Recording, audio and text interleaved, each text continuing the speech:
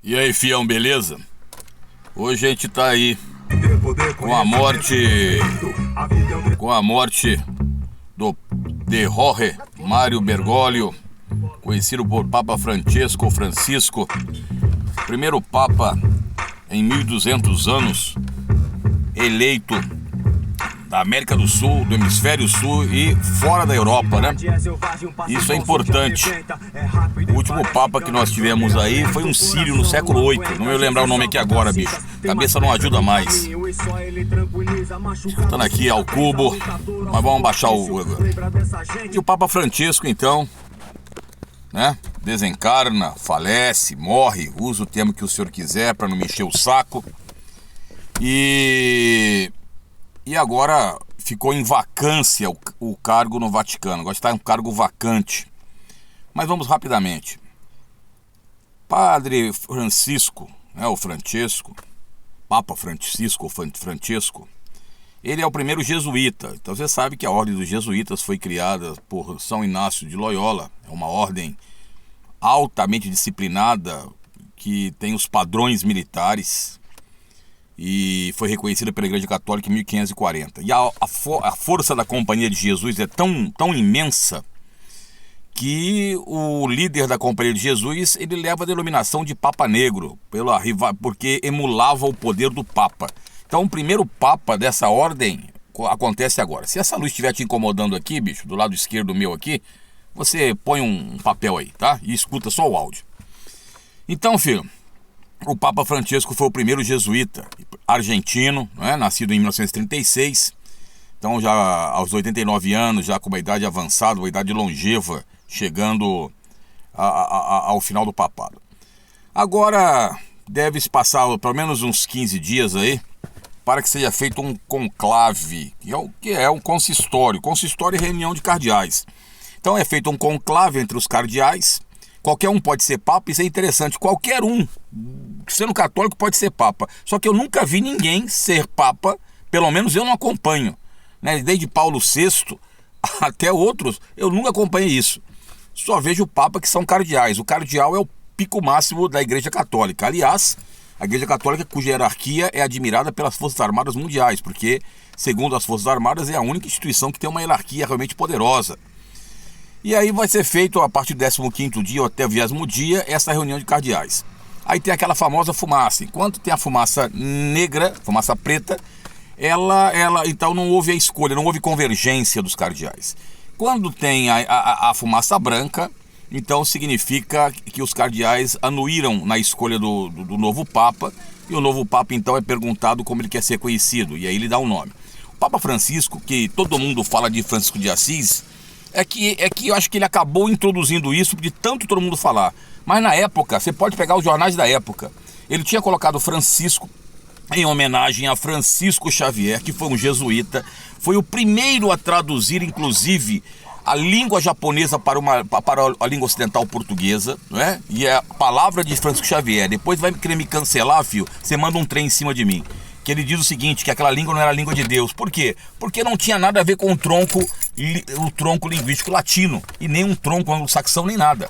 E ele faz realmente, depois, quando você pegar a história, vai ver que os jesuítas foram expulsos lá na era de Tokugawa, foram expulsos e mortos do Japão, quando o Japão se faz o isolacionismo. Mas voltando aqui ao Papa Francisco. O Papa Francisco assume. E aí alguém pergunta, é verdade que o Espírito Santo está na Igreja Católica e faz? Eu não vou entrar nesse mérito, filho, mas eu vou dar lembrada para você. Nós tivemos um Papa chamado João Paulo I, não estou falando de segundo não, primeiro, cujo pontificado foi um dos menores da história, pelo menos que eu acompanho desde Paulo VI, um dos menores da história.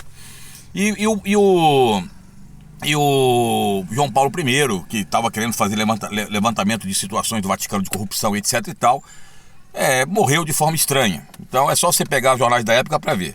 E aí era a época da Guerra Fria, a Guerra Fria explodindo.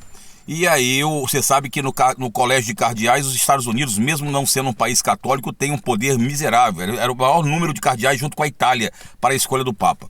E escolhe um polonês chamado Karol Wojtyła, que vai se chamar João Paulo II, o Papa que chegava, beijava o chão, aquela coisa toda. E, consequentemente, logo depois nós tivemos em 79 a greve na Polônia do Solidariedade. Então você vê que a questão também é política, né? Até porque, se fosse assim, o Brasil é o maior país católico do mundo, já deveria ter alguns papas, e não os tem. Essa é uma grande realidade. A Argentina mesmo, com um número muito menor de católicos, teve um papa aqui agora. Lógico que tudo isso foi feito dentro de um contexto da justiça, de chamar os países do antigo terceiro mundo para participar também das decisões da Igreja Católica, que ainda o catolicismo é a maior religião de todas.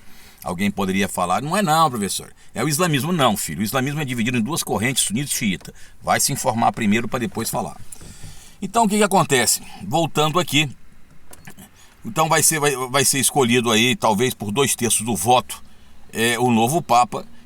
E o Papa Francisco, que era de uma escola tradicional argentina, ele seguia uma teologia tradicional dentro da Argentina, mas era um indivíduo sempre preocupado com as causas sociais. Ele vai ser eleito como Papa. E aí assume em 2013, e aí ele vai ser a primeira vez que nós vamos ter um Papa, e aquele Papa, se não me falha a memória, Papa Emérito, que é o Ratzinger, que era o alemão que morreu também há pouco tempo atrás. 2 papas vivos, é muito raro acontecer isso. Mas voltando aqui à situação. Então agora será votado a questão da vacância, e voltando ao Francisco, né?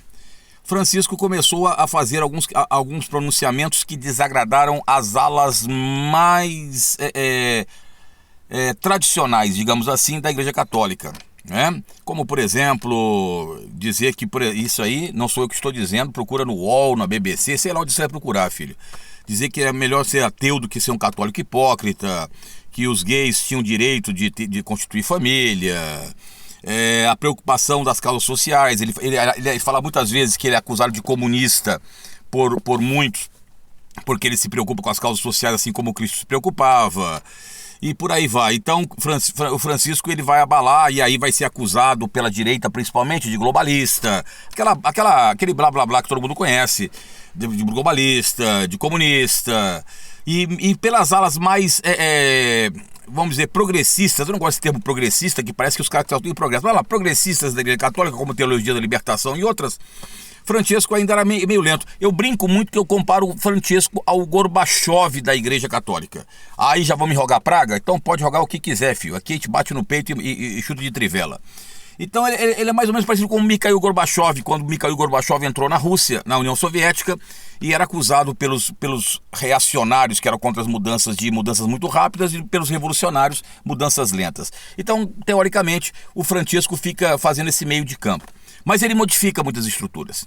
Ele vai começar a aumentar cada vez mais as suas relações, inclusive com o Islã. Vai visitar os países do Islã, os líderes islâmicos, visita o patriarca ortodoxo. Ele diz uma frase que incomoda para muitos mais tradicionais católicos, quando ele diz que pessoas boas existem em todas as religiões, Deus envia pessoas boas a todas as religiões, de uma certa forma, o ecumenismo.